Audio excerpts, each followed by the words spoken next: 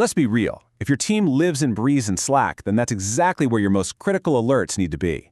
Today, we're going to bridge the gap between your essential tools, think Grafana, Jenkins, you name it, and your team's command center.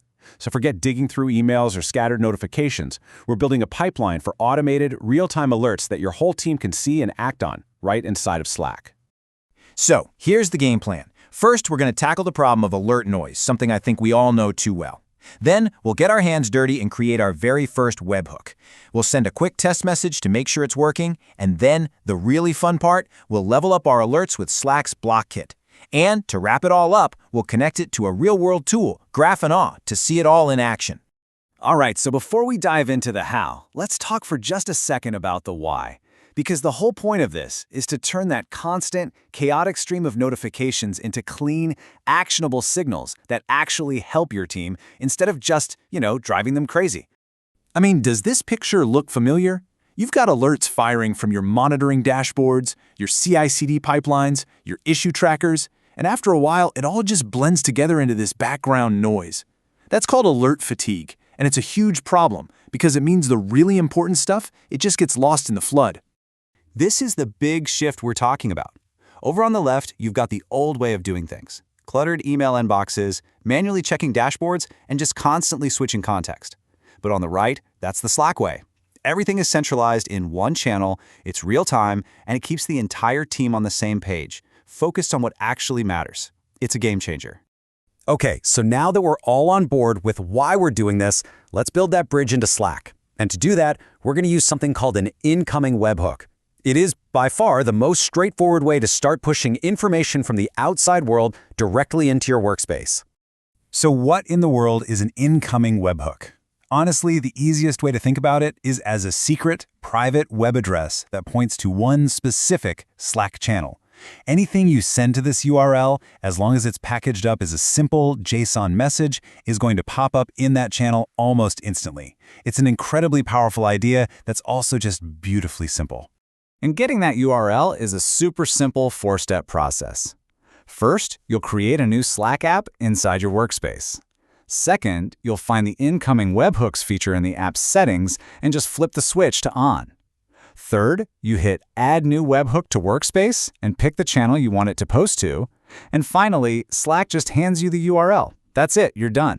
Okay, now this part is absolutely crucial. That URL you just got, it's a secret. You have to treat it just like a password or an API key. You never, ever, ever commit it to a public GitHub repo or paste it somewhere public. Slack is not kidding around here. They are actively scanning the web for leaked URLs, and they will shut them down immediately to protect you. So please keep it safe.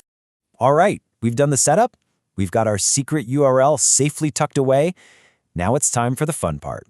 Let's actually use this thing and watch our very first message appear in Slack.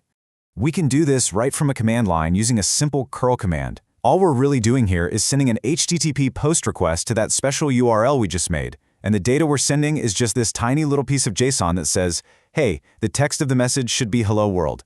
That is literally all it takes. And the second you hit enter on that command, boom, just like that, hello world appears right in your Slack channel. This is that magic aha moment. You sent a simple web request from your terminal, and it immediately became a message for your whole team to see. It's just so direct. Okay, hello world is cool. It proves the connection works. But let's be honest, we can do so much better than that. Now let's explore how we can build some truly professional-grade alerts using Slack's awesome UI framework, Block Kit. Think of Block Kit as Legos for your Slack messages. It lets you move way beyond just plain text. It's a system where you define your message layout using a series of building blocks. By stacking these different blocks, things like headers, text sections, images, even buttons, you can construct messages that are clear, interactive, and honestly just look great. And these are really the key building blocks you're going to use all the time. You've got your header, which is perfect for a big, bold title like Production Alert. Then there's the section, which is where you put all the key details. Context is great for little footer info like a timestamp, and maybe most important of all is the Actions block, which lets you add interactive buttons like Acknowledge or View Runbook.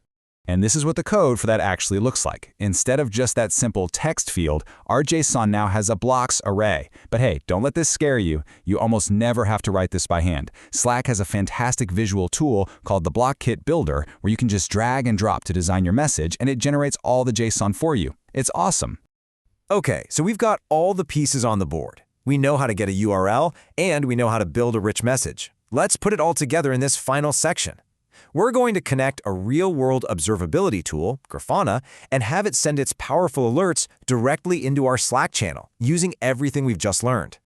So, Grafana has a fantastic notification system that is practically tailor-made for what we're doing.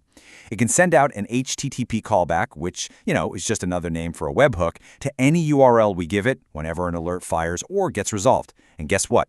We have the perfect URL for it to use. And you won't believe how easy this is. Inside Grafana, you just head over to the Alerting section and create a new contact point. You pick Slack from the list of integrations, and it gives you one simple field where you just paste in that incoming webhook URL we made earlier. You hit Save, and that's it. They're connected. Grafana can now talk directly to your Slack channel. Now, this is where the real power comes in. Grafana doesn't just send something is wrong. It sends a ton of rich, structured data. You get the overall status, like firing or resolved.